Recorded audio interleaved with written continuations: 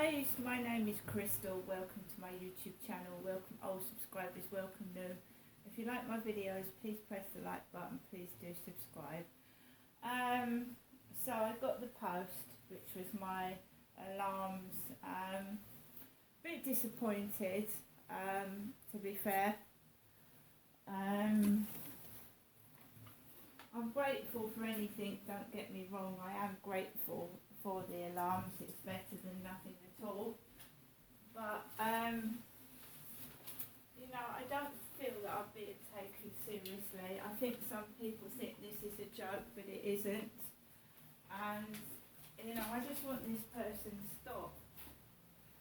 I want the police, etc., to help me find out who this person is and to stop it.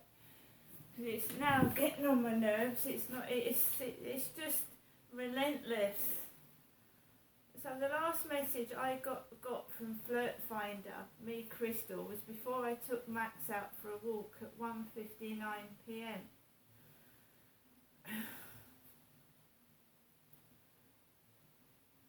And I'm back to driving. Speak later. Okay, honey.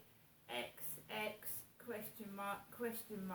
So back to the repetitive X's again. So they are driving. So I presume they've got a driving job. 1 minute to 2 this afternoon. The post lady kindly put my post on the doormat, which I'm very grateful for, because at that time I was at my wit's end.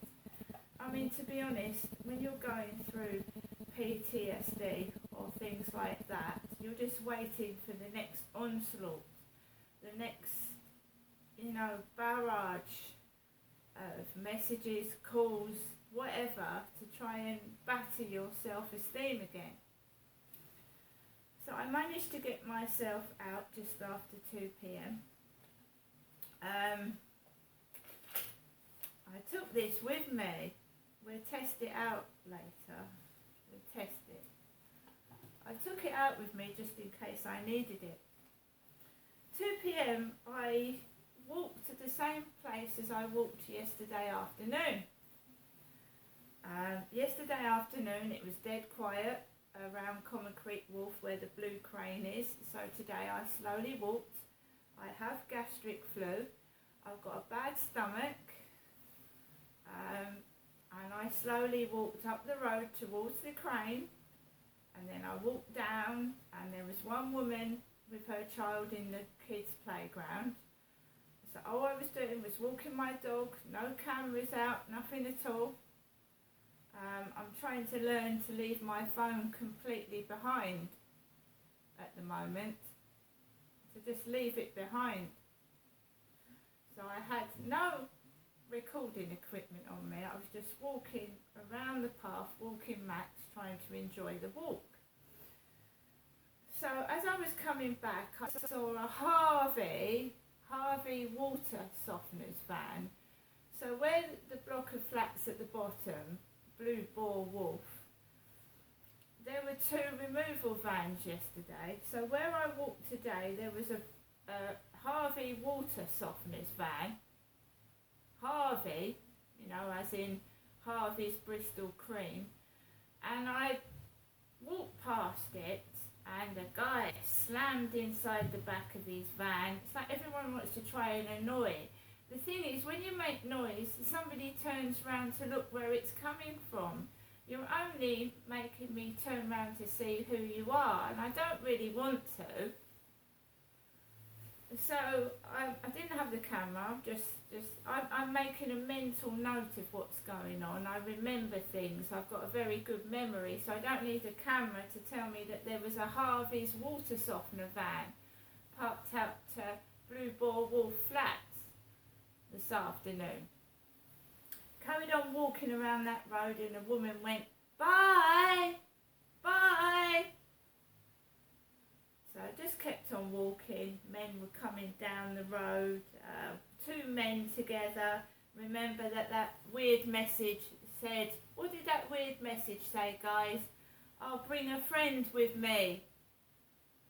So they're trying to frighten me, you see, trying to scare me, but it doesn't work because I had the good old trusty, personal alarm in my pocket. And I'll read what that says later.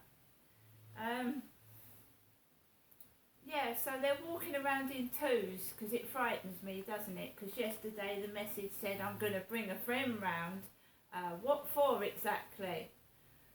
So I'm being intimidated and trying to be frightened, and it's not working. I still go out. I'm not my full self because I've got tummy trouble.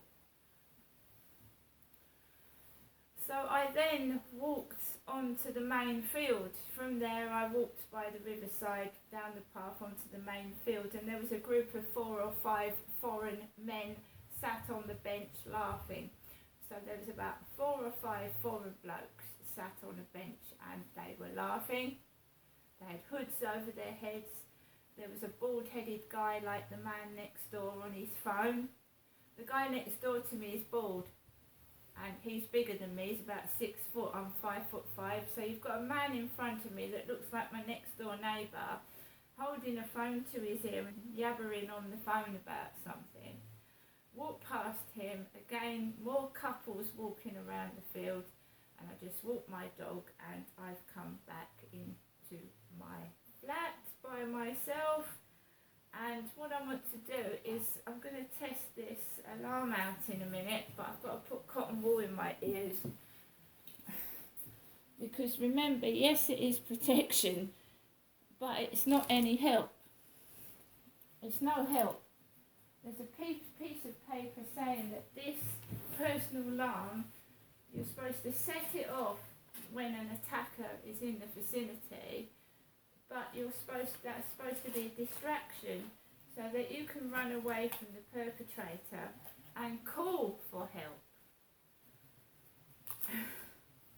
So it's not actually any use, which I said in the first place, didn't I? I said it's a distraction technique. You distract the perpetrator, run away and try and get yourself some help. So if something happened on the field, like it could have done this afternoon with a group of 5 or 6 men sat on a bench, I'm supposed to pull this out, make a loud noise which could make some people angry, and then rush into the co-op and call the police.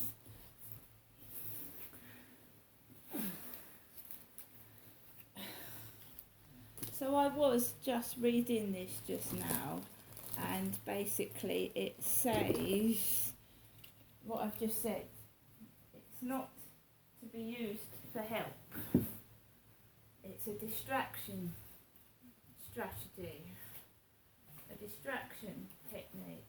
So you're not supposed to use it to as like a panic button or an aid to get the police. Right, so now let me get some cotton wool in my ears and let's see. And how do you turn it off? Right, this is going to be fun.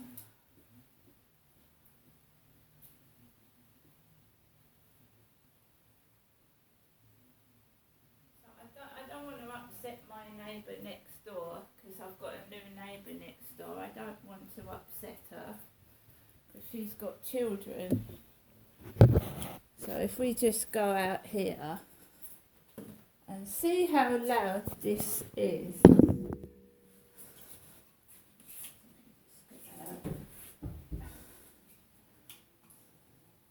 That's a torch. Right, where's the alarm? Oh, sorry, you pull this out. It's been a long time since I've used these. So it's got a torch. And I had one of these in Gloucestershire. I was given one of these to me in Gloucestershire and it didn't last 2 seconds. It was no use at all. It's a bit of a different situation I'm in now. I'm not fleeing an ex-partner. I'm not fleeing a boyfriend. I'm dealing with a stalker that is frightening me, right? And they seem to be knowing where I am and where I'm going and what I'm doing. So I've been through all this before, so they're at it again, giving me shitty products and trying to fob me off. But it's not going to work, but let's see if it would be any use.